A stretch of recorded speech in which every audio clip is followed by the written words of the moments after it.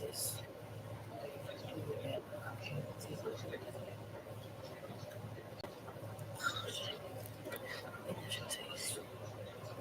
Okay, that's how you do it. Screen. Yeah, get it. Okay, then. All right, so choose what to share with the studio. Oh, no, I guess it's type screen. That word. Share. So, oh, damn. I don't need it now. I gotta get this because I'm doing it. I'm sharing right here. Back here. Share the window again. Live streaming. YouTube live streaming. Oh, people look at that feedback again. Like, what's the fuck? How do you stop this? This is gonna be so hard. Boy, guys, how do you stop that shit?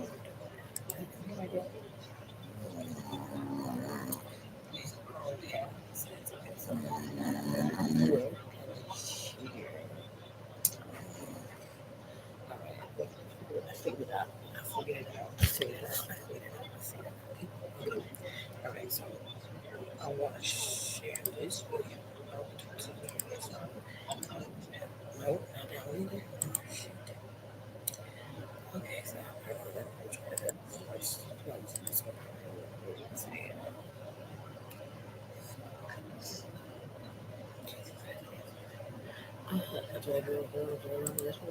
Yeah, okay. That's what I want to share. Okay, share that. Share that. Iverson Street, the bus pulling up, stop. One girl gets off, but the three others jump on the bus and immediately pull out that. Right. This was an attempted. Oh, yeah. Plain and simple. Let's call it what it is. Martin Diggs, head of the bus drivers union, describes a ruthless attack. Pulled the trigger 3 times, but for some reason, by the grace of God, it didn't go off, and bullets flew out of. Multiple sources confirming the bus's onboard video system recording the whole thing. A point-blank attempt to shoot a middle schooler in the head. And when the gun didn't fire after 3 tries, physical beating before the attackers ran off. Hold on, y'all. Before we get back into the video, because we finna get right back into it, I got to tell y'all about the MULA membership. The MULA membership is a website that I started a few years ago. Since I started this website, I have been able to put on. I joined in October of 2020. Okay, I saw the ad with Chelsea walking on so many of y'all, and I want you to be the next person to get put on. I'm gonna give you instructional videos, step-by-step instruction. I'm literally giving you lessons out weekly, daily, for you to understand these different categories. We talk about business, financial literacy, crypto, we talking about stocks, we talking about Amazon, we talking about drop shipping, we talking about YouTube. I'm literally giving you the gems to be a boss, the gems to be a successful entrepreneur in 2023. So this is all you have to do. Click the link in the description. Sign up right now for the low price of $50 a month. $50 a month. You're going to get access to a one-on-one help with me. You're going to get access to chats where my experts worldwide work around the clock, 7, to make sure you have the best stock and crypto call out. That means all you got to do is buy the same stocks and cryptos I'm buying and make somebody all this bread. Very simple, very easy. Okay, stop waiting. Stop procrastinating. Put the first link in the description right now, especially if you want to be a boss. And if you're dead serious, man, if you want to put that work in and get that money on, I'm talking about that easy money on, click that link in the description, shorty, right now, because we only got 2,000 spots, and I would hate to see you be missed out. Okay? We are outraged as a district, horrified that this incident did occur. Oscar Coleman is Associate Superintendent of Prince George's Schools. Our priority remains providing a safe and orderly environment for our students. In total, we now have 2 boys and a girl who are in detention accused of attempted in this case. But the key suspect, you've seen again and again in that video, the boy with the is still out there somewhere. They're looking for him, and so is the. So the victim's mother says her entire family remains terrorized, afraid that this kid may try to silence. 23-year-old Kasia McCoy was found on the 4th floor of this northeast apartment building on Jameson Street near Fort Lincoln. Police say she was shot in the face. According to sources, McCoy is the sister of one of Baby K's alleged accomplices in the school bus attack. It's crazy. Like, this little boy is 14 years old, bro, is even wild. These exotic boys, smoke exotic out. You ain't heard about murder boys, we got exotic block. Tight to pull up real fast, with a lot of shots. Bitch, I'm feeling just like Mac. Mula gang, what's the word? This boy Mac Mula, aka Mr. Mula. Mac, I'm back with another video. We finna flame that donkey up before we even get into it. On phone them grade. I'm finna talk while I'm flaming that donkey up. What y'all on? It's your boy Mac Mula. I know that y'all set that off. Obviously, this is not the first donkey of the day. My ain't talk. Listen, man. Make sure y'all smash that thumbs up button, that subscribe button if you're new to the channel. Check out Dayari. You know what I'm saying? Dayari is my clothing line. It should be on the screen right now. Y'all see it right there, man. Hardest in the universe. So y'all drop what y'all gonna drop, cop what y'all gonna cop. Do it how you do it. You feel me, skate? And yeah, make sure y'all check the rest of my channels out. The links are in the description. We finna jump into this vid on Fun on Grade. How y'all doing too on Fun? Let me know how y'all doing, how y'all feeling, how y'all bumming on bro. He is wreaking havoc. He showed me a Dirt chain chicken. to the right off. Family, we truly have a very sad situation we need to discuss. Not only for the victim, but for these 8th graders who are allegedly the perpetrators. We gotta stop passing nation capital. Washington, D.C. We got a D.C. rapper who's 15 and kids in the 8th grade carrying out hits. And the crazy thing is this. Can you believe 8th grade little girls is giving out drops that's causing people to lose their life? Apparently, later in the video, you'll later find out that an 8th grader female had gave a drop on a kid who was on the school bus who almost lost his life. But since that incident, family, more has developed. Like the title say that brought you here, family. And I heard for y'all that don't know, before we even get into it, because I know he gonna dive into it. This nigga, I didn't know he was a rapper though, but a minute ago he like basically broke on a school bus and really tried another 8th grader. The only reason he didn't is because the kept jamming. You feel me? And then I think he like scrambled. Him and his homie ended up getting up out of there or something. Or they whooped on the little boy and then got up out of there. But yeah, like I think his jam or something happened. 10-year-old suspect who's on a run for taking out the life of his co-defendant older sister only 2 days after the school bus incident. So as you can imagine, we got a lot to unpack. I didn't know that part. Before we go over this one, remember, family, I won't give you no angle. I just give you the story. So with that being said, make sure you like, comment, and subscribe. We're gonna jump right to it. Because of his age, authorities didn't release his name, but meet Baby K, a 15-year-old DC rapper. Less than 48 hours ago, authorities claim he had a connection with the 23-year-old young girl who lost her life in the hallway of the apartment complex. May she rest in peace. But before we go over that situation, let's briefly discuss Baby K and why he recently made headlines on the first day of May. As we mentioned, Baby K was a rapper. He was 15. He managed to have about 2 music videos on YouTube that have since been taken down. His most popular song was a song titled Dragon, which is a DC term for basically carrying them. I was geeking like with that G26. Hold on. What you geeking for?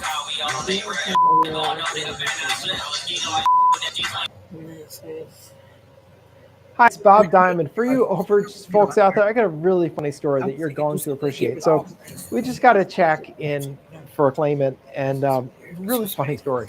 So the claim was an older woman who, at the time we started the claim, was living in a rest home. And during the couple of months it took us to get the money,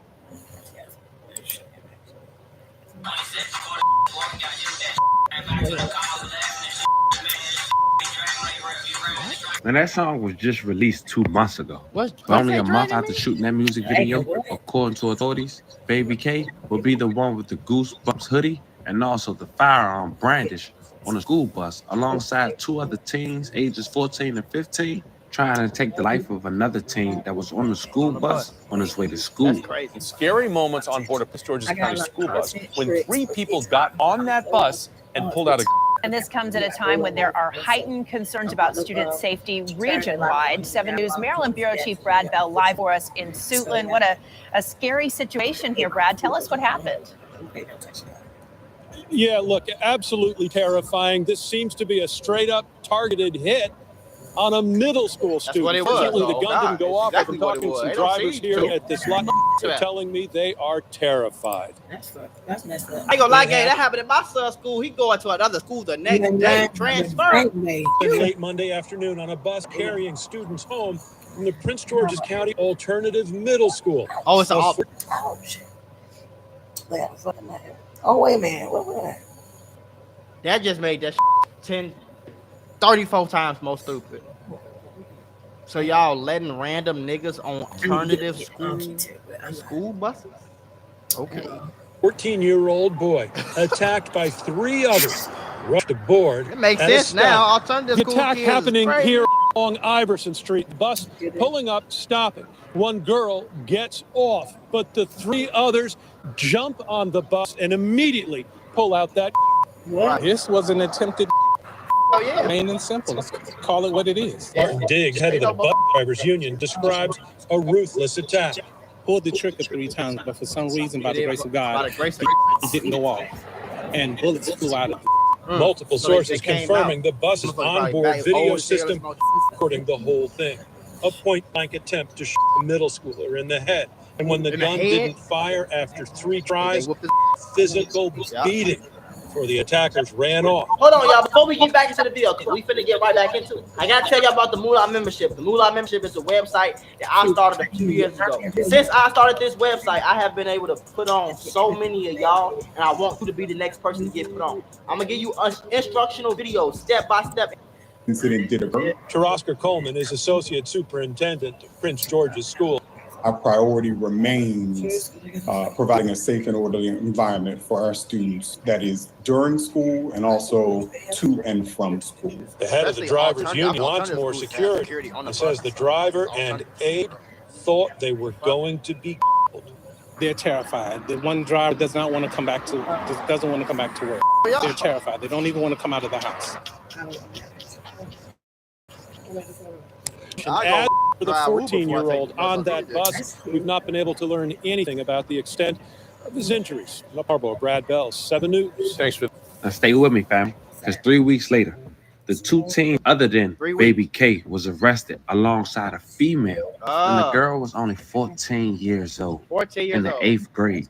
And unfortunately, the details wasn't shocking, but it was sad to say the least. But let's set the record straight, family.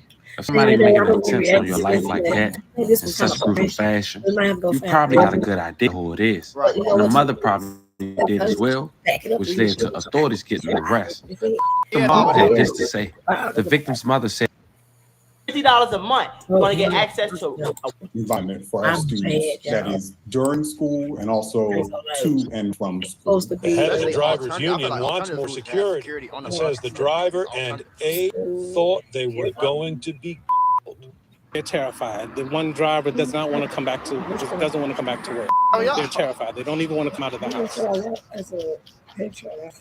So Prince George's County confirming the details as we reported. They say this is an active investigation. As for the 14-year-old on that bus, we've not been able to learn anything about the extent of his injuries. In Upper Marlboro, Brad Bell, 7 News.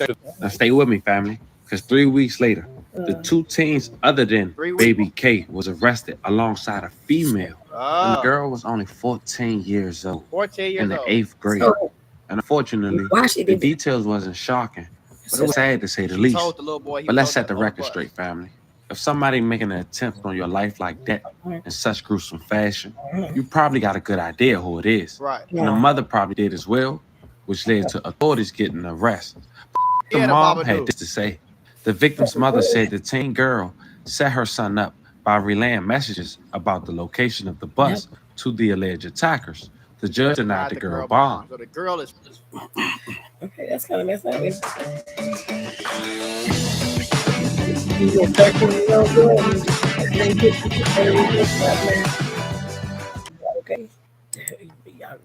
Girl is 14 years old, got no bond on the case, and nobody even got hurt. You feel? That's rightfully so. You feel me? But it depends, though. I will say that it do depend, because she could have just been thinking they was gonna whoop his ass. But this is why I be saying, telling girls like, girls, stay in a girl's place, because you will get wrapped and this nigga end up in jail like a nigga. you feel me, end up being a quote unquote in the streets like a nigga doing this simple shit, like telling this boy where this boy at. You feel me? Like all the way. I be telling girls all the time, like stay all the way in a girl place, like be a girl. Don't do no nigga shit. Now, she was a minor, so her name not being disclosed to the public as well as the picture. But she is being charged with first-degree M1. This is really bizarre. Yeah, very. A third teenager appeared in front of the judge today, charged in that attempted school bus. You can see it all going down in this video here, and the details are just really upsetting. These three boys appeared wearing masks and hoodies pulled over their heads. They got into a school bus in Oxon Hill. They pushed right on by the driver, went up to a middle schooler, put the to his chest, and pulled the trigger 3 times. Nothing happened because it was jammed. The teenage girl who was in court today, however, was not in these photos. The prosecutors say that doesn't mean she isn't just as guilty. And wait until you hear what's next. Scott Bloom was in the courtroom today. He joins us now live. And Scott, you really got the sense of the prosecutors today. But I'm saying, for everybody, if you're in an alternative school, why wouldn't you have a security or a police officer just sit in the front seat and just make sure nothing happens? That's all you gotta do. Make sure nobody fighting. Make sure nobody come on the bus. Make sure nobody. You feel me? How hard is it? How much do you gotta pay one police officer, one security guard to sit right here for some kids? I feel like if they didn't, if they would look and if they knew it was a police officer in there, they wouldn't have went on that bus. Young, You feel me? these teens were potentially, and how dangerous would have been.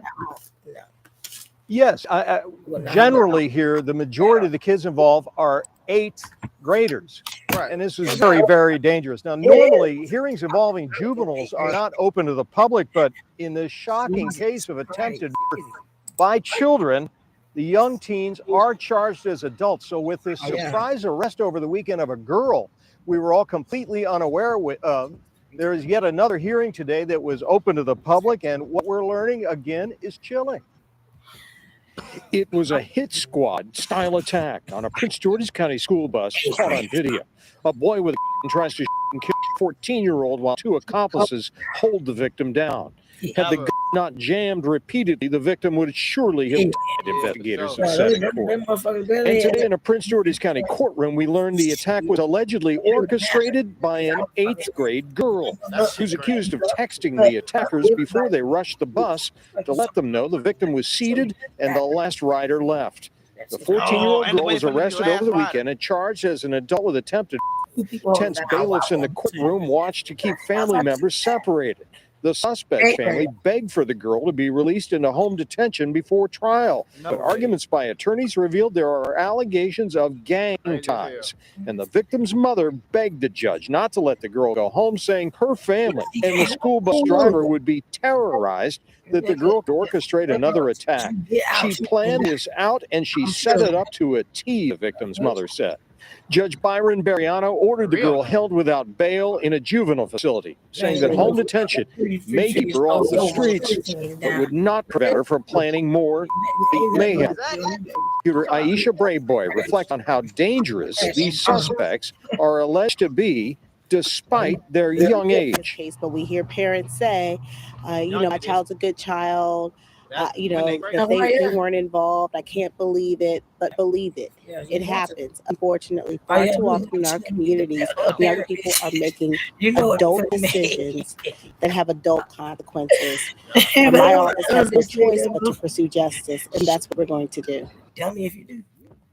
All right, here at WUSA 9, we are not naming any of the kids involved because they still have juvenile status. In total, we now have 2 boys and a girl who are in detention accused of attempted murder in this case. But the key suspect, you've seen again and again in that video, the boy with the is still out there somewhere. They're looking for him, and so is the. So the victim's mother says her entire family remains terrorized, afraid that this kid may try to silence this or take some other action. So the case still very much open, and a lot of fear about the danger these kids allegedly represent in the community. Reporting live at the Prince George's County Courthouse, Scott Broom, WUSA 9. Now I'm listening to the All right, details. but didn't the nigga say that he a girl? We're talking about teenagers. They really did actually a girl. And a 14-year-old girl. I'm trying to get to that. What happened? Baby K, the guy who actually had the firearm. But after doing an investigation, Less than 48 hours ago, authorities will release information alleging that baby K is responsible for teens that's currently locked up, older sister coming to her demise. Oh, so he Okay, the girl. that's why they. Bro, what? So the girl, he's saying that the girl that set the nigga on the bus up, Baby K. the girl that was texting the rap nigga to come dude, she got locked up. So the one nigga that actually tried to kill him with the gun, the one that pulled the trigger and it didn't work, yeah, that nigga, he went and killed her older sister because he was scared of her. Right all the time, y'all. You know that? I ain't gonna like fuck with dog with MAC MULA. He don't be getting it right.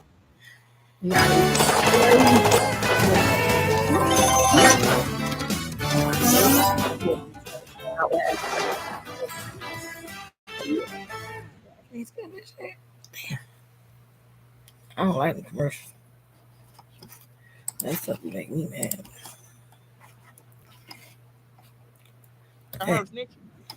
This little nigga crazy. Yeah, baby K. What? This little nigga is crazy. And what they say they in DC? What it is? DC, right? Y'all can't. I'm sorry, I gotta revote. In the courtroom, watched to keep family members separated.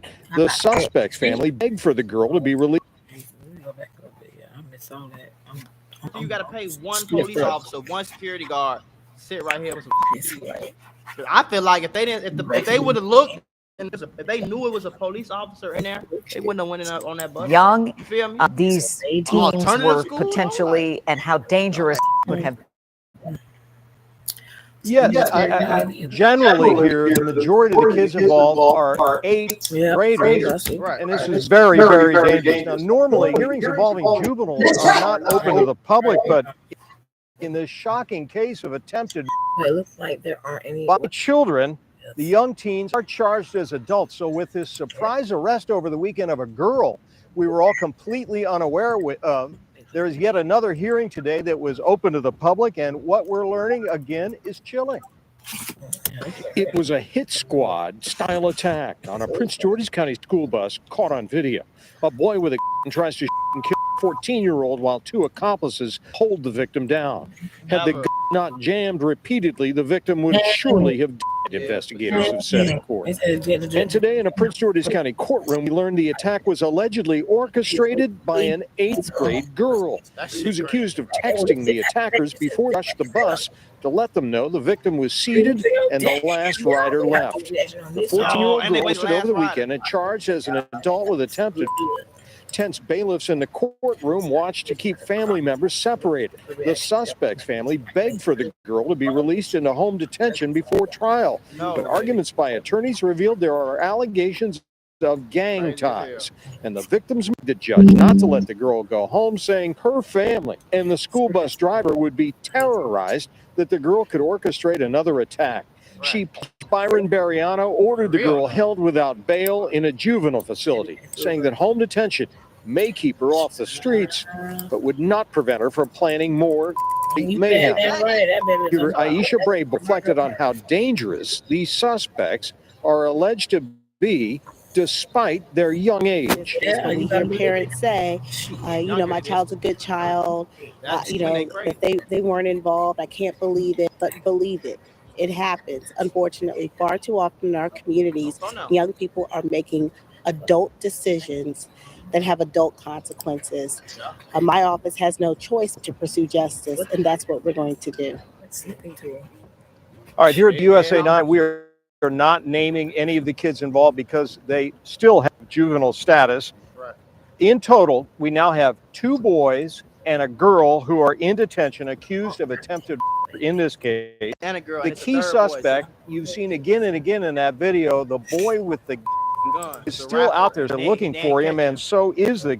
So the victim's mother says her entire family remains terrorized, afraid that this kid may try to silence or take some other action. So still very much open. and a lot of fear about the danger these kids allegedly represent in the community. Reporting live at the Prince George's County Courthouse, Scott Broom, WUSA 9. You know, listening to the It really did actually. Less than 48 hours ago, authorities will release information alleging that baby K is responsible for one of the teens that's currently locked up, older sister, coming to her demise. Oh, so he the girl. Bro, what? So the girl, he's saying that the girl that set the nigga on the bus up, the girl that's texting the rap nigga to come dude, she got locked up. So the one nigga that actually tried to kill him, the one with the gun, the one that pulled the trigger and it didn't work, yeah, that nigga, he went and killed her older sister because he was scared of her snitching. This little nigga crazy. This little nigga is crazy. And what they say they in DC? What it is? DC, right? Y'all can't find this 14-year-old boy? Point, we really don't know which one of the teens' sister it is because the age and the names hasn't been released. Okay. And you can assume that allegedly this young lady may have lost her life, who we later going to discuss rest in peace. It's because she probably confronted baby K of the incident on the school bus. But because baby K is not arrested, we still don't know the true motive. Right. But if these allegations are true coming from authorities, can you imagine getting away by the grace of God, you're jamming and not getting the M1 for 2 days later, you do it to a female like that? Bro, nigga, what? You should have used that as a blessing, bro. You should have used that as a blessing. But a few days later, you go a female game. You can get, I ain't gonna lie, bro. It is an attempted murder, and you feel me, but you have a second chance at life because nobody even got hurt. All you really did was beat somebody up. You can fight attempted murder. We ain't coming at it. I just tried to scare him. I just tried to scare him. We just beat him up. It's fake. You can fight it. So you still have a chance at life, gang. You just your whole life. It's over with now. You're smoked. Toast done. You attempted and you did? Oh, yeah. Nigga, threat to society. Yeah, lock his ass, charge him as a dope, give him 50 years. May 3rd, 2023, Kaja McCoy had unfortunately lost her life while in the hallway of her apartment complex on the 3700 block of Jameson Street in Northeast at around 11:10 a.m. Authorities released a photo as well as her description with the $25,000 reward for information leading up to an arrest. I want to show you a little known trick for finding low price stocks on the verge of moving higher. It all starts with this little blue arrow you can see right here. What you're looking at is a real-time buy signal for ticker K.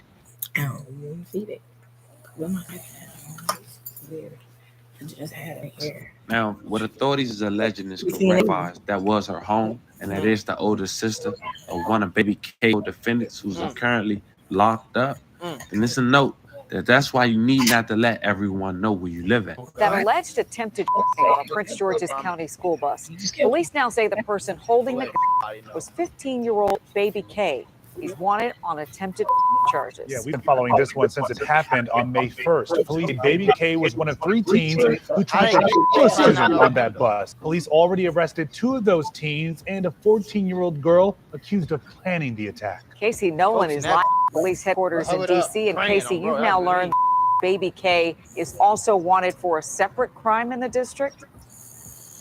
That's what we're hearing, Leslie. This already disturbing case, frankly, has now taken a tragic turn. What started on a Prince George's County school bus, sources tell us, is now connected to the murder of a woman in D.C. that police here in D.C. are investigating. And WUSA 9 has also learned baby K is suspected in a D.C. murder. 2 days after the attack on the school bus, 23-year-old Kaja McCoy was found on the 4th floor of this northeast apartment building on Jameson Street near Fort Lincoln. Police say she was in the face. According to sources, McCoy is the sister of one of baby K's alleged accomplices in the school bus attack. It's crazy, and to know this little boy is 14 years old is even wilder, bro. So far, an MPD spokesperson will only say the case remains under active investigation. Now, police have not given Baby K's real name, presumably because he is just 15, but he and the other teens accused in that bus attack are all facing charges as adults. We were unable to reach any family members of the woman who was murdered here in D.C., but Leslie, we will still keep asking questions about her case. Bro, DC crazy.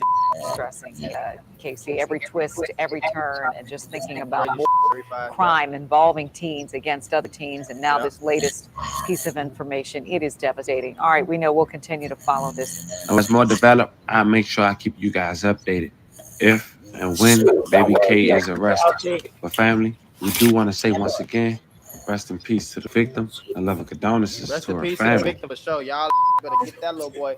This little boy right here, where he at? The one they was trying to. Y'all better get that little boy the on, man. From the grave. Boo that nigga to the other coast. Somewhere in Arizona, man. Let me share with you how our family gets checks in the mail from Amazon every 2 weeks by supplying in-demand products to their warehouses. If you're a motivated mom like me and want to create a reliable, steady, recession-proof income for your family, then go ahead and take a seat. I've got something to show you. And no, I'm not going to tell you to join another MLM or invest in some sketchy crypto thing. We replaced mine and my husband's income off a platform you're probably already using. Amazon. All it takes is a small shift in how you're using the platform. What we do exactly is help you go from consumer.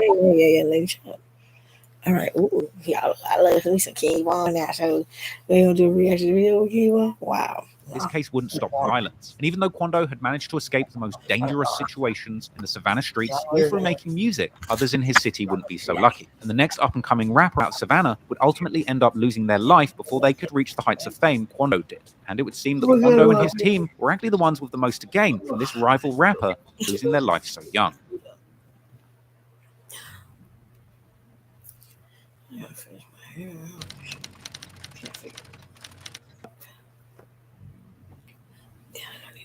Whilst Quando Rondo was blowing up, becoming the biggest rapper to come out of Savannah, Georgia since Camouflage in the early 2000s, there would be another young, gang-affiliated rapper coming up in the shadow. His name was Huncho Reese. He'd been building up a buzz in the Savannah rap scene since 2017, with his biggest song being the December 10th, 2017 track, Trust Nobody with Lil Slap. That song had lyrics where Huncho Reese would shout out Heem, aka Jaheim Morris, the 1100 Block member who was shot in the head during a shootout with only the mob members back in 2017, a crime that was included in that huge 1100 Block Only the Mob indictment that saw numerous individuals from both sides taken to the street. Huncho Reese would often shout out his fallen friend Heem on tracks and on social media, even wearing an RIP J-Man or 2 times in peace J-Man t-shirt in his music video for the track Too Long. In fact, Huncho...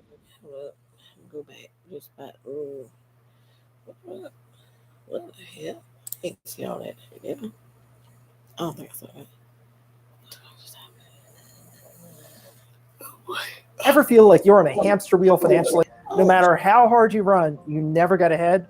Well, I discovered a way to get off the hamster wheel and make money the easy way. How? By tapping into a little-known government loophole. Let me explain. Hi there, Bob Diamond here.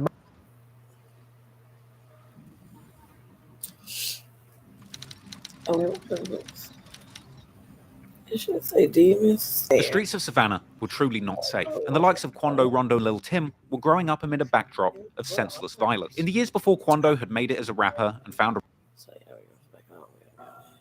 When it comes to gangsta rap and drill music, one city stands out head and shoulders above the rest: Chicago, aka Chirac.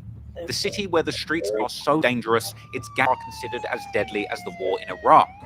And over the last 10 years, we've seen countless gangsters turn drill, bringing their deadly beefs from the streets into the music industry. Some have been able to escape the cycle of violence, becoming successful musicians in the industry, holding on to their lives and moving out of the city. People like Chief Keef and Lil Durk. But others were not so. Names like FBG Duck and Lil Jojo have become synonymous with aspiring rappers who unfortunately lost their lives in the streets before they could use their music as an escape route. But what a lot of people forget is that in every major city in the United States, there are rough areas. Every city has a hood with its own gangsters battling for control of the streets. Every city has rappers, every city has shooters. Because no matter how big or bad you are, there's always someone else out there just as ready to pull the trigger and kill to protect their people. In the case of the rapper King Von, He spent around 10 years gangbanging in the streets of Chicago, allegedly killing at least 7 people, and in an insanely lucky turn of events, ducked every charge, case, and prosecution. Von eventually got a chance to leave the streets behind and become a successful drill rapper. But Von couldn't leave his reputation behind, because when he got into the music industry, his #1 goal was to let the whole world know that he was truly a demon, a real killer who truly lived every word of his raps. He would allegedly use his money made in the rap to put bounties on his rivals' heads, accelerating the cycle of violence with his music career rather than escaping it. King left Chicago for Atlanta, Georgia, and there he continued to raise hell, being connected to shootings in a whole other state and starting rap beefs with rappers from all over the country. Young boy talking about on this song, bro. You got cap, yo, raps. But when Von started beefing with other musicians in the industry, he ultimately wound up getting more than he bargained for, starting a fistfight with another street rapper without considering the consequences. Because no matter how tough you are, or how many people you might have killed, every city has killers ready to shoot. That night, on November the 6th, 2020, King Von, the self-proclaimed demon, who some say killed 7 people and got away with it, would end up being shot dead by a shooter with his own reputation in the streets from a completely different state. With this killing, seemingly in self-defense, triggering a chain reaction. As King Von's gang from Chicago would begin an interstate revenge campaign, trying to avenge their murdered brethren, with King Von's close friend and rapper Lil Durk dropping hidden clues about the attempts at vengeance in songs that would be spun all over mainstream radio. Everybody knows the story of how King Von died beefing with Quando Rondo and NBA YoungBoy, but nobody really knows the full story of the troubled hood King Von's shooter Lil Tim came up in, the out-of-control violence on the streets of Savannah, Georgia, which inspired the music of a young project kid from that city named Quando Rondo.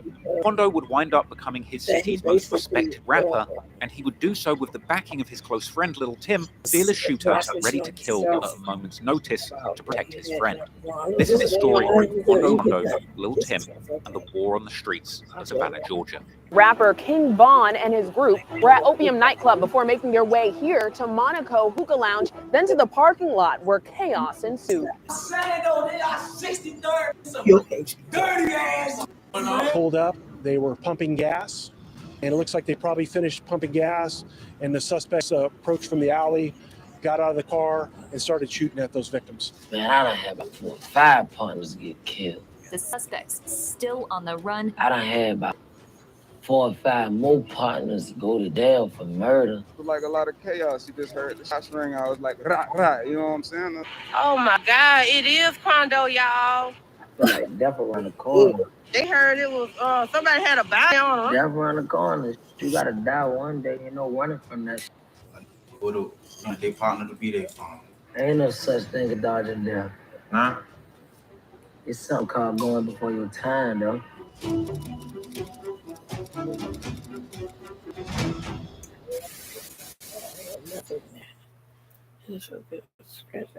This is why I stopped shopping on Amazon, and you should too. Don't spend another dime on Amazon until you watch this first. Watch this. I can show you how to get the sweetest deals online when you shop from major retailers like Amazon and Target. You can drop prices automatically. I can show you how, but I can't do it for you. People are saving.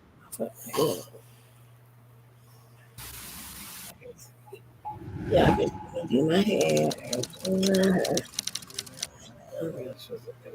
When it comes to the state of Georgia, most people focus on Atlanta. Atlanta being the capital and most populated city in the state. Not only is Atlanta an international hub for travel, being home to the world's busiest airport, but it's also arguably the current capital city for the rap music industry, being described by some as Black Hollywood, and essentially the place where talented young Black artists trying to break into music or movies really need to be. Atlanta has birthed countless legends of the rap game, from Outkast, Gucci Mane, Young Thug, T.I., Lil Baby, 21 Savage, Playboy Carti, Future, and countless more. But it's not just the people that come from Atlanta, but the people that come to Atlanta that make it great. Atlanta has become the buzzing music hub and fertile ground for collaboration between America's most beloved musicians. The city attracted artists from out of state, like Lil Durk, who moved from Chicago to Atlanta to develop his music career. It's not just artists that have been attracted to the city either, because where there's a lot of people and a lot of money, hustlers and criminals aren't far behind looking to muscle in on the action by any means. And Atlanta has a storied history of gangs and drug dealers. From BMF, or the Black Mafia family, who had the city on lock with a drug-dealing empire reportedly worth hundreds of millions in the 2000s, to the antics of drug dealer turned rapper Rollo, who used private jets to traffic drugs, but ultimately ending up in jail after an extensive self-snitching campaign in songs and on social media. But that's not all that's going down in Georgia's most rich and central city. In fact, in many ways, the huge entertainment powerhouse Atlanta has become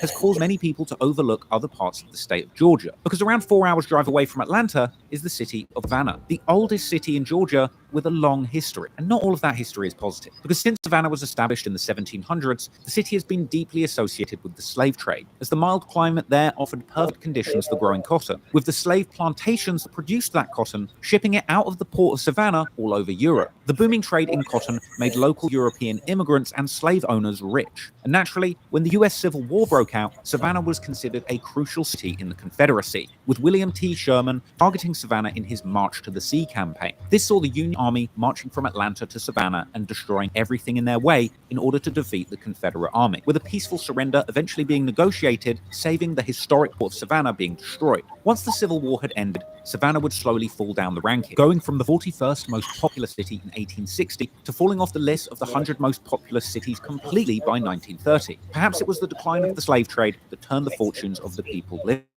there. Savannah State University was founded, being the oldest African-American public college in the state of Georgia. And over this period of post-slavery development, despite the overall population of the city falling, Savannah observes a high number of free African-Americans. Jumping to the modern day, African-Americans are by far the dominant demographic in the city. However, the steady shift in industries over the years would unfortunately see many of the African-Americans still living in Savannah struggling. The poverty rate in the city would sit significantly above the Georgia and United States averages, and like many cities in the US and the world at large, some of the poorest areas in the city will be saddled with high crime rates and a lack of job prospects, leading to a generation of lost, impoverished youths marching without guidance into a life crime. Over time, a criminal underworld of gangs would emerge in the deepest, darkest corners of the city, leading to high rates of robberies. An article from April 2017 suggests that there are over 60 gang sets operating in Savannah. Apparently, over the last few decades, a number of Los Angeles-based street figures decided to move to Georgia to do business. Many of these individuals were members of the Rollin' Sixties Crips, one of America's oldest and most infamous gangs founded in Los Angeles. The group's influence would eventually spread to Southside Atlanta and Clayton County, and the influence of the Rollin' Sixties would spread all over Savannah in the west and the south side areas. Eventually, the world would be introduced to the face of the Rollin' Sixties in Savannah when one of the young members associated with this gang decided to make a change from kicking doors and invading homes, instead deciding to wrap up his experiences as a Rollin' 60 Crip in Georgia's oldest state. That rapper's name was Quando Rondo, and through his music, we would learn lyric by lyric about the dangerous life of a young man coming up in the Crip-affiliated hoods of Savannah's most dangerous areas.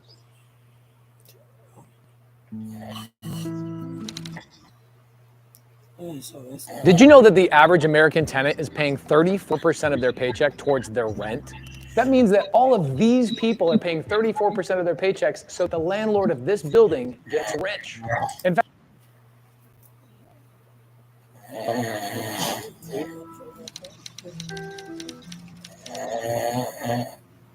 In this day and age, the most famous rapper to come out of Savannah, Georgia is Quando Rondo by far. Growing up, Quando spent time in Hitchville, aka the Hitch Village Projects, and the Westlake Projects. Quando had it hard growing up and was abused by his parents as a child, ultimately ending up in foster homes. And growing up without guidance in this dangerous city, he would ultimately end up in trouble with the law from a young age. Quando would get into a fight with his cousin at aged 11 at his aunt's house, and when she called the police, he was sent to a juvenile facility for the first time, something that he would eventually open up to DJ Vlad about in an interview. First time going to juvenile, I was like 11. From 11 all the way to 16, I spent all that time being locked up.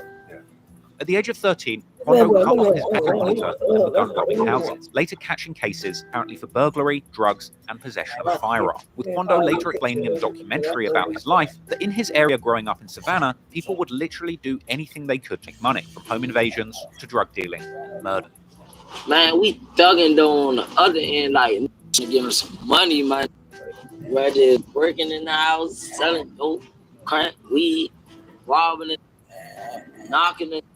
Feel me? Clearly, Quando had fallen deep into the criminal underworld as a teenager. In fact, there's even one rumor that Quando was forced to take a life of a friend as a teen. Quando later rapped in the song Letter to You about having to shoot a close friend who had apparently testified on him, as well as on the track Run Me Up a Check, where he would refer to putting someone on a stretcher and burying them. It's unclear if these are just rap lyrics painting a picture of the kinds of situations a young Crip would go through in the streets of Savannah, or a genuine issue. But what is clear is that as a teenager, Quando Rondo was finding himself in some of the most dangerous situations and environments one could imagine. And the unfortunate truth is that being in the streets can lead you to lose those people closest to you. In 2014, Quando was locked up with another teenager by the name of Coffee Murphy. They would become friends and plan to take over Savannah together. Unfortunately, Quando would end up being caught with a gun and being sent back to jail. Whilst he was inside, on April 26, 2014, Coffee and a guy called Alan Moore were standing on 3800 Bull Street in Aaron's driveway, about to sell a gun to a guy called Norman Coombs Jr., aka Juki. Things would go wrong during this deal, and at a certain point, the seller decided to snake the buyers, shooting both of them in the head. Alan Moore would survive, but Coffee Murphy would die, with the shooter later getting life plus 30 years. With the court being told the tragic story of how the shooter had killed 16-year-old Coffee Murphy and wounded his 23-year-old friend. Quando Rondo would be brokenhearted about the loss of his close friend, who had been like a big brother to him, with this devastating incident going down whilst Quando in and out of jail. He would break down the impact that losing Coffee had on him in a 2018 interview with DJ Small's Eyes. You might not notice I always rap about my homeboy Coffee. He wasn't just somebody I went the streets with. He was older than me. You know what I mean? I met him in juvenile. That's the first person I ever known that got killed. And that's my first time realizing like death real. Throughout his career, Quando has proudly shown off his status as a member of the Rollin' 60s Crips, with blue bandanas and Crip imagery being present on many of his projects and videos. While the Rolling 60s started in Los Angeles, over the past few decades, its influence has spread all across the United States, as OGs from the original gang set up operating in other cities and states all over America. In Savannah, Georgia, one of the blocks where the Rollin' 60s Crips influence is undeniable is around 33rd Street on the east side of the city. This is where Quando's right-hand man and the infamous shooter of King Von, Lil Tim, hails from. Where I grew up at, where my grandma used to live at, was on the 3. So like every day I was already on the 3. So whatever was going on, I was already tuned in. With the Rollin' 60s hailing from 33rd Street, or the 3, known to throw up a 3 hand sign. And despite not actually growing up with Lil Tim, Quando got involved with the Rollin' 60s from a young age. He wasn't the only one. Quando would apparently meet 33rd Street native Lil Tim around high school age, running into each other and apparently having a mutual respect due to the fact that they both had a strong reputation in the streets. We met each other from high school, hearing both of each other's names ringing bells in the city type. But at the time, Lil Tim was a promising football player with dreams of the NFL before he had gotten sucked deeper into the street life, with Lil Tim later admitting to Fuchsia's TV that the appeal of the streets ultimately pulled him away from the football field. While I was playing sports, I still had going on in the streets. And when I got caught up with the streets, all the sports went out the door. Lil Tim would ultimately wind up becoming affiliated with a Rollin' 60s affiliated street crew known as OTM, or Only the Mob, with this group later being referred to by the name Jump Out Gang, or JOG. This is a group made up of members of the Rollin' 60s Crips, Gangster Disciples, and other street gangs based around 33rd Street, Savannah, Georgia. A number of people close to Quando Rondo would also be associated with this group, like his cousin, Lil Pab, and other close friends who were apparently certified in the streets, like Pluto and Leaky. Another nickname for Jump Out Gang is 1027. This is a nickname derived from the date, October the 27th, when a beloved Jump Out Gang member by the name of Sosa would sadly pass away. Be talking about that shit, they don't even know the meaning of that. Man, one of our partners passed on 1027. You know how that shit is. Now, I haven't been able to find a picture of Sosa, but what I do know is that Lil Tim was very upset that people weren't sliding for Sosa after his passing, posting on Instagram saying that people from his hood shouldn't claim 1027 if they're not trying to avenge Sosa. Lil Tim was clearly hurt by the loss of Sosa, and he would tweet several times pledging to avenge Sosa, even including his name in his Twitter handle. Now, Only the Mob would be engaged with feuds with a number of other small gang sets from around Savannah, Georgia. One of these groups they were beefing with was called SAK, or the Section 8 Kids, as well as a crew called the 1100 Block Gang and VBS, or the Villa Boys Soldiers, from Carver Village. 1100 Block and VBS are apparently united under the 2X banner, with this clique of gangsters often repping the color purple and referring to themselves as Purple Baby. streets, with this particular group being a bitter rival of Quando and Lil Tim's group, Only the Mob. In fact, after the death of individuals associated with these rival gangs, throughout his career, Quando Rondo would go on to rap several times that he was smoking on Purple Baby in his song. In fact, according to one lyric, a Purple Baby had even tried to kill Lil Tim, shot him in his hand, with that individual ultimately losing their life retaliation, with Lil Tim himself going on to tweet that he's smoking Purple Baby many times. In fact, due to lyrics in Quando Rondo's song Purple Baby, there has been speculation that Lil Tim may have killed 4 people in connection to this beef in the streets, with Quando actually rapping on that song Purple Baby that before killing King Von, Lil Tim had put up or killed 4 of his ops. Combine that with lyrics from the song End of Story, where Quando would rap that Lil Tim had knocked down 4 with no mask. Now, for the record, this rumor is unproven, and I haven't been able to find any evidence of Lil Tim being charged or connected to any killings other than that of King Von. But that hasn't stopped numerous accounts on social media speculating on just who these 4 people might have been that Lil Tim killed in the streets. The war between Only the Mob and the Purple Babies would rage for years, long before Quando Rondo became famous for his music and before Lil Tim became famous for killing King Von. So let's take a closer look at the deadly battle for Savannah streets so that we can gain a greater understanding of the brutal war that turned Lil Tim into a fearless shooter.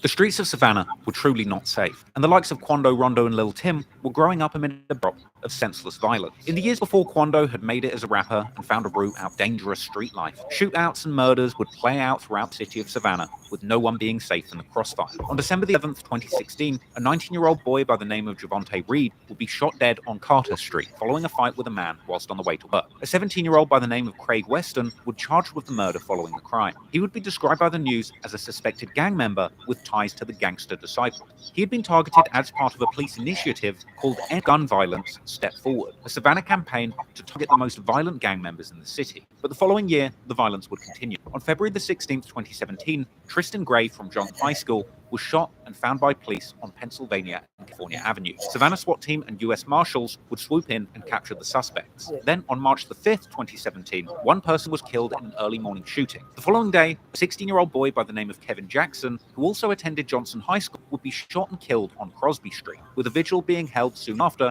in Carver Village, the home of the Villa Boy Soldiers gang. And here, the victim's grandmother would tell the crowd that she didn't even realize that she had been living in the hood. 6 shootings in 10 days in Savannah. Behind me, you can see the location of each one of those. 3 shootings Sunday, 3 more on Monday. 2 people killed, including a 47-year-old woman and a 16-year-old boy. Before the vigil, Savannah Youth City put up these homemade signs, hoping the message would hit home for anyone passing through the block where 16-year-old Kevin Jackson was fatally shot Monday night. Well, Kevin Jackson was a freshman at Johnson High School. This is the second loss for the school in 3 weeks. 17-year-old senior Tristan Gray was killed just February 16th. He died after a shooting on Pennsylvania Avenue. No arrest had been made in his murder. The victim in this case had been shot by another 16-year-old by the name of Rassan Shah, who later pleaded guilty to voluntary manslaughter in exchange for a 20-year prison term. Savannah was clearly a dangerous place to be during these years, but it wasn't just the teenage gangbangers themselves losing their lives, because these reckless gang battles would ultimately end up playing out on the public streets, jeopardizing the lives of members of the everyday public who were unlucky enough to be caught in the crossfire. One of the deadliest incidents in Savannah street history would occur in the early hours of the morning on July the 5th, 2017. Whilst many members of the public would be out on the streets late into the early hours of the morning celebrating the 4th of July, on this particular 3 teenage members of Only the Mob would go on a drill in a silver Hyundai SUV, shooting 2 1,100 block members outside of the busy city market. The drive-by shooting itself would be caught on camera, but that shooting thankfully was not fatal. But despite that shooting not killing anyone, the resulting police chase after the drive-by would prove fatal, and not just for the gangs involved. During the attempted high-speed escape, the car carrying the shooters would ultimately hit and kill a local restaurant manager named Scott Waldrop, who was actively trying to save people from the speeding car. And eventually, that speeding getaway car, after killing Scott, would wind up in a huge and horrific crash, which would ultimately end up claiming the lives of 2 of the passengers of the car, members of Only the Mob, who had just carried out that drive-by. Last year, a shooting and crash in Savannah City Market left 3 people dead and several others hurt. Among those killed, 2 men inside a car and a beloved local restaurant manager, Scott Waldrop. With this crash also injuring 5 other members of the public, who had nothing to do with what's going on. This was a shocking incident which couldn't have played out any worse for all of the people involved. The Savannah community was rocked by this 4th of July tragedy in a busy tourist area, with the local news reporting on the incident intensely. This is video just moments after the chaotic scene in City Market during the early morning hours of July 5th, 2017. You could see many running for their lives after a drive-by shooting ended in a deadly crash. 17-year-old Jerry Chambers, the suspected driver in this case, pleaded not guilty back in March. Chambers faces multiple charges, 3 counts of felony murder, fleeing from police, and homicide by vehicle. He is expected to go to trial later this year. 2 of the deceased were only the mob members who had been shooting from that car moments before the crash. Friends Spencer Stuckey and Gabriel Magolius lost their lives in the crash, along with that innocent man Scott Waldrop, who also died after being hit in the chase, leaving the driver of that vehicle charged with triple murder as a result. One of the deceased, only the mob members, Stuckey, was actually a close friend of Little Tim, who would later speak on the situation in a Fuchsia's TV interview. Lost a partner named Spencer, called him Stuck Dog. We lost Sosa, but Stuck Dog, he died in the car accident. Interestingly, one of the mothers of one of the teenagers who lost their lives in that crash would actually do an interview on the news in the aftermath, telling the world that only the mob was not a gang, but actually a family. And Chambers, a member of the gang, only the mob. When I asked Stuckey's mom if he was a member, since she said he knew her son was friends with him, this was her response. Only the mob is a family, it's not a gang. What is a family then? A family. So a community of people who do life together. They do everything together. They got each other back. If something was to happen, maybe they'll go each other out on something. You may need a ride, you may need money, you may need food, you may need clothes, where to sleep at. That's a family. The driver. Sometimes, the only thing more difficult than running a business is finding the right words to market it. Lucky for you, our new AI content generator doesn't sweat words. Just tell it what you want to create, enter a few details, click generate content, and in just seconds it'll give you options to build from or leave as is. Writer's block? Not anymore. With artificial intelligence doing the wordsmithing for you, you can craft the perfect message in the blink of an AI.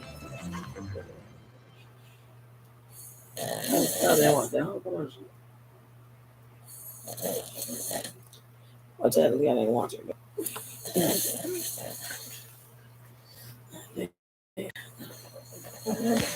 6, 7, 8. We are all what we left. Times have changed. This will get you in the best shape of your life. Look at me.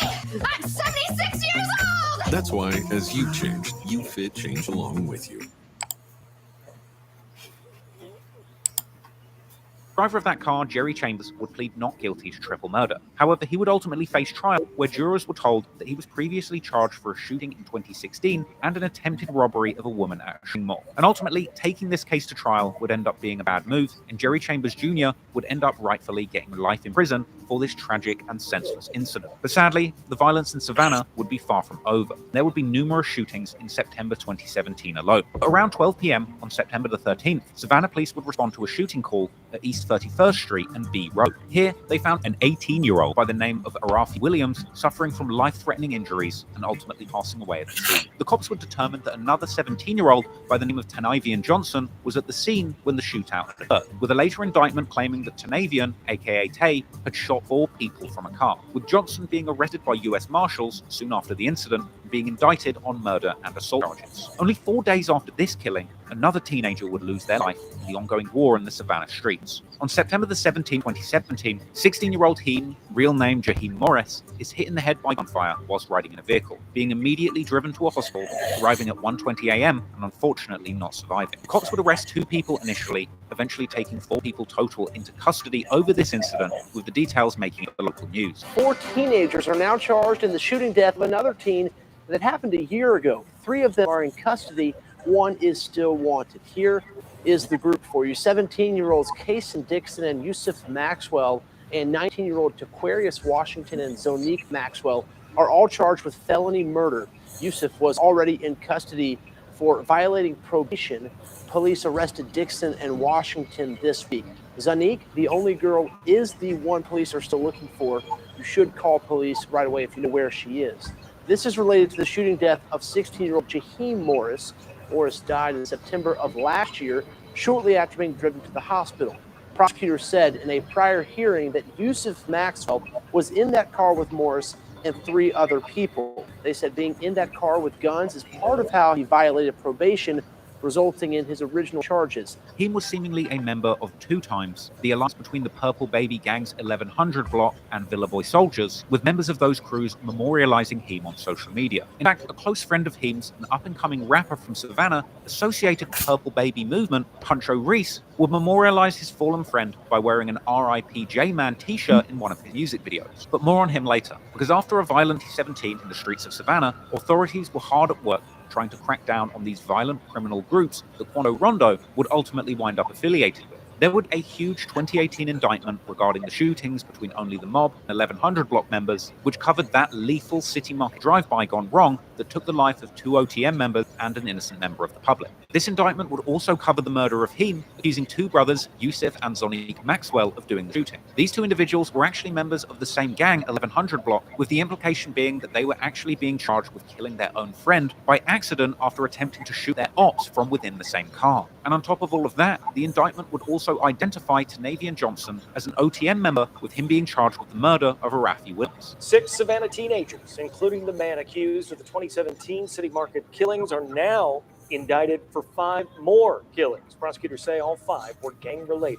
A 64-count indictment accuses of murder, weapons possession, and criminal gang activity. The teen accused of killing 3 people in Savannah City Market last year, now re-indicted as prosecutors argue the violence is gang-related. Jerry Chambers was already indicted on 3 counts of felony murder for the deaths of Waldrop, Spencer Stuckey, and Gabriel Magulius, a July 4, 2017 crash near City Market. Now, the Chatham County grand jury charges and accuses Chambers and 5 others of being members of street gangs responsible for those 3 killings and 2 others in 2017. Chambers faces 2 aggravated assault charges in addition to the murder charges for shooting 2 people in Market before that fatal police chase and crash. After all of the bloodshed that had played out in 2017, the Savannah police were slowly solving the crimes and putting away those responsible. These street gangs had caused havoc on the streets of Savannah, and it was clear that during these years, this city was not a safe place for young teenagers to grow up. Like many of the other cities we've discussed when it comes to gangs and drill music,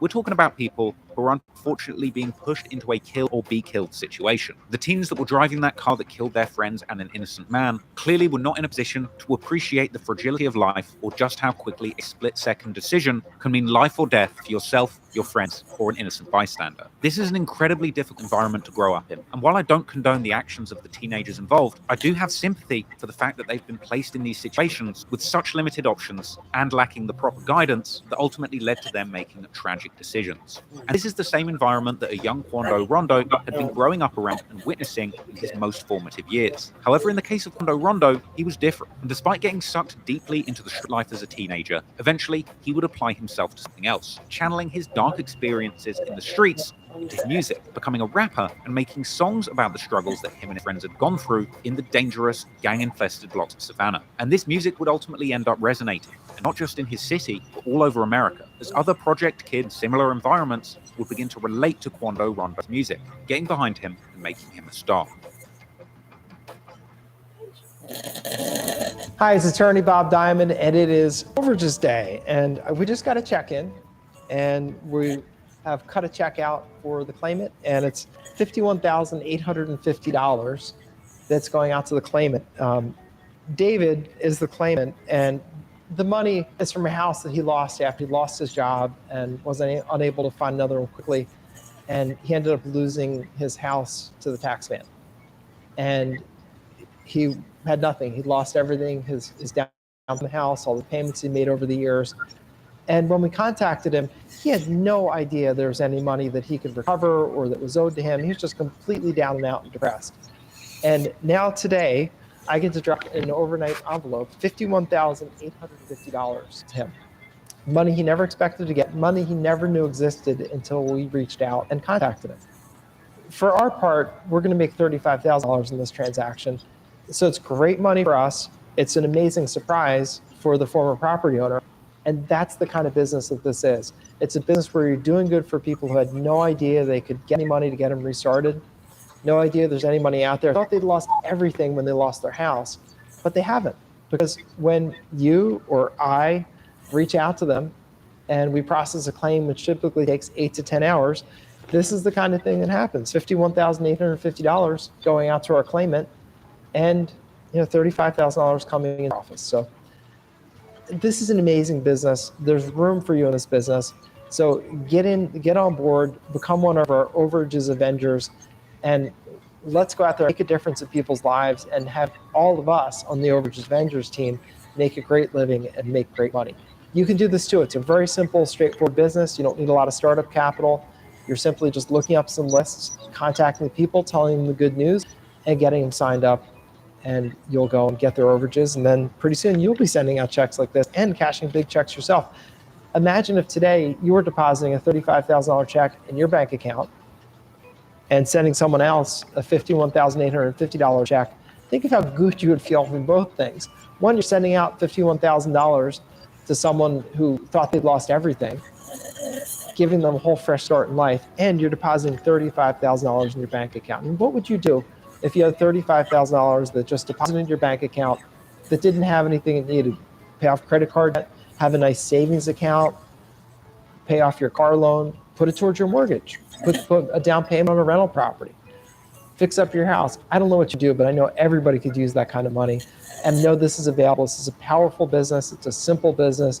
It's a business that ordinary people can do because it just involves implementing some simple systems, learning a few simple things, and contacting people and letting them know the good news. So can't wait to hear your story of the people you've helped. Can't wait to hear about you sending out checks for $50,000 or more to people, depositing big checks into your bank account, doing a lot of good and making a lot of money, because my friends, that's what business is about, doing a lot of good and making a lot of money. So this is Attorney Bob Diamond. So excited to teach you this business, get you started in it, and can't wait to hear your stories about life on the overages and being an Overages Avenger, bringing money back to the people and making a lot of money yourself. So this is Bob Diamond, over and out. Can't wait to hear your story of the money you're sending back.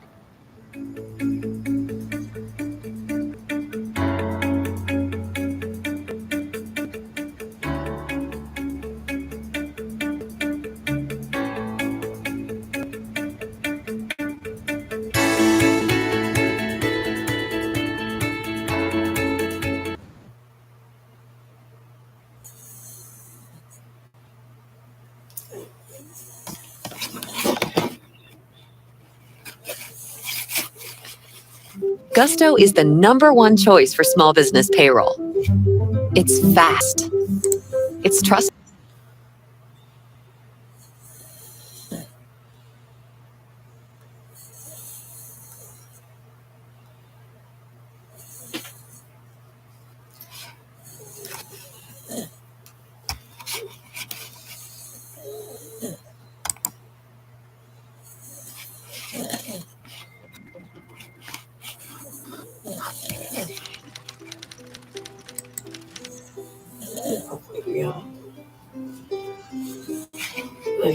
While Quando was a troubled teen, kicking in doors and spending time in and out of juvenile detention facilities, he was also